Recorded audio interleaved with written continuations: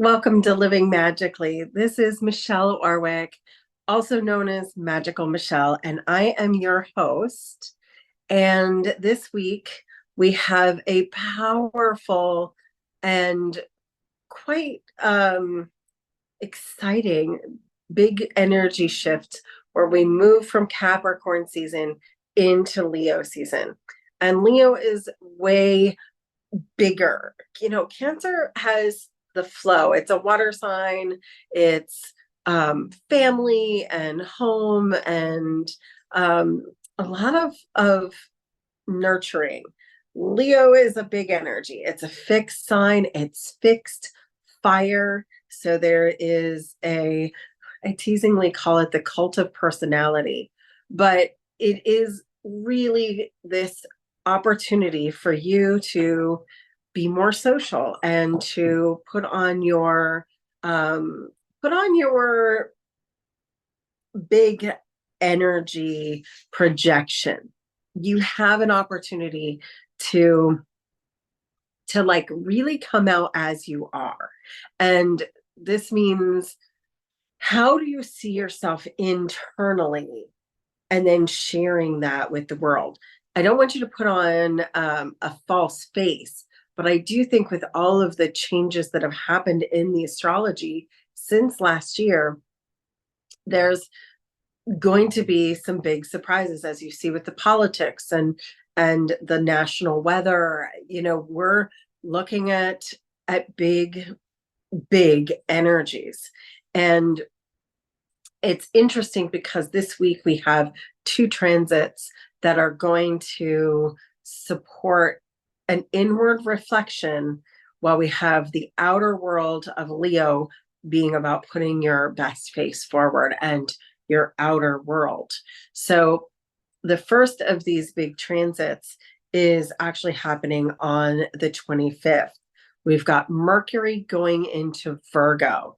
And this is really interesting because it's already just starting into shadow season for Mercury, getting ready to go retrograde. But first you have the Mercury in Virgo.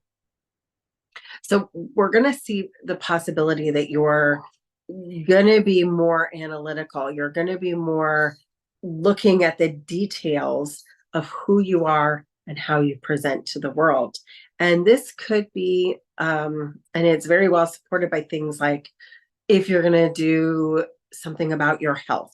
Virgo always is looking at having the best health and organization and things to be looked at in how do I make systems and streamline things. And this is hitting in Mercury, which is the sign of communication.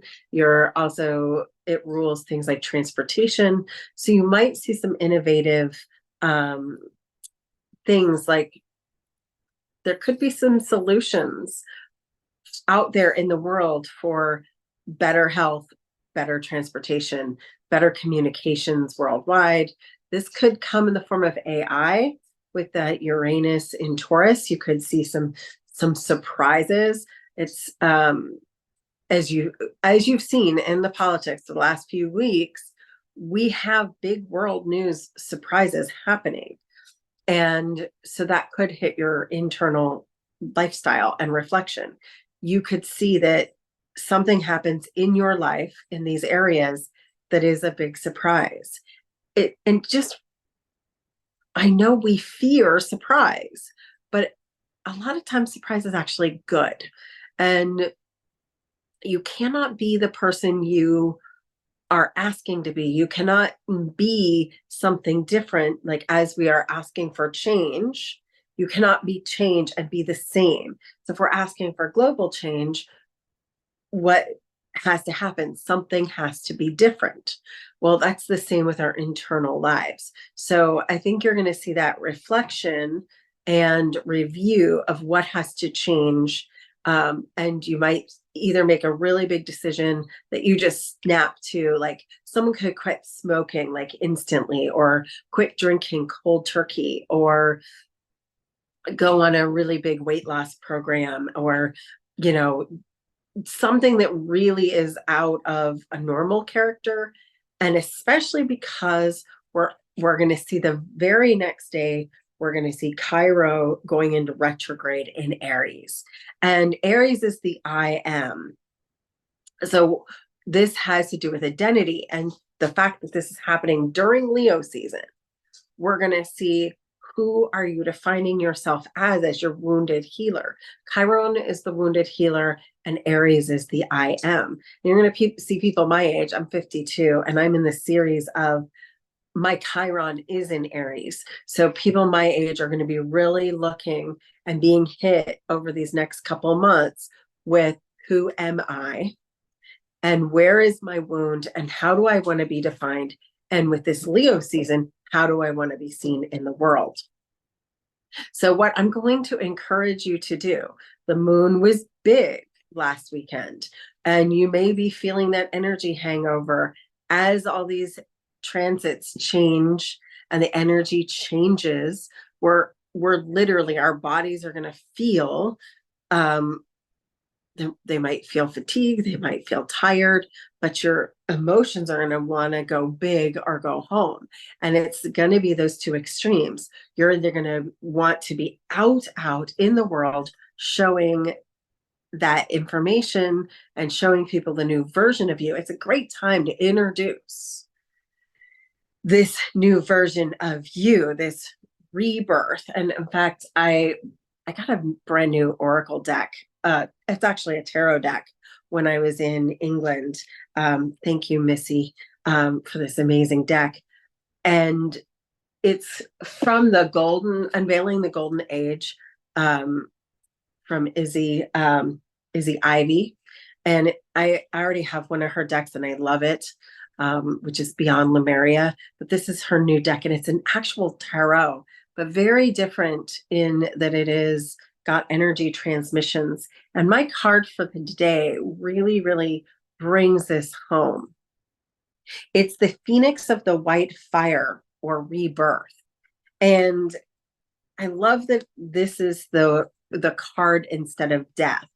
That's always my favorite when I'm doing tarot, to any deck that uses the Phoenix instead of the death card is going to appeal to me, because we must die in order to be something else.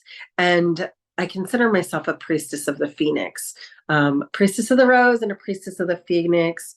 I'm sorry that we didn't do our normal Monday energy transmission on Monday, but it was Mary Magdalene feast day, and we had some technology issues, and I was just in a place of deep energy contemplation. So think about this. I'm going to share with you my perspective. To become something different, you must first allow the old version of you to die off. That may mean an identity, that might mean a habit. One of my favorite books is Atomic Habits. And for me, a habit is just, I can only really do one thing at a time, but I'm meticulous about bringing it in. It's my Virgo moon. And just like this Mercury being in Virgo, you must meticulously get rid of the habits of a version of you that is not what you're becoming. So let's say you want to be a millionaire. What are the habits of millionaires? And what are the habits you're doing that are habits of, as you've maybe read the book, Rich Dad, Poor Dad? What are the habits of poor mouth or poor dad that you may be embarking? What are your beliefs on your health or your money or your singledom or whatever thing you want to change? And what are the habits of the successful version of that?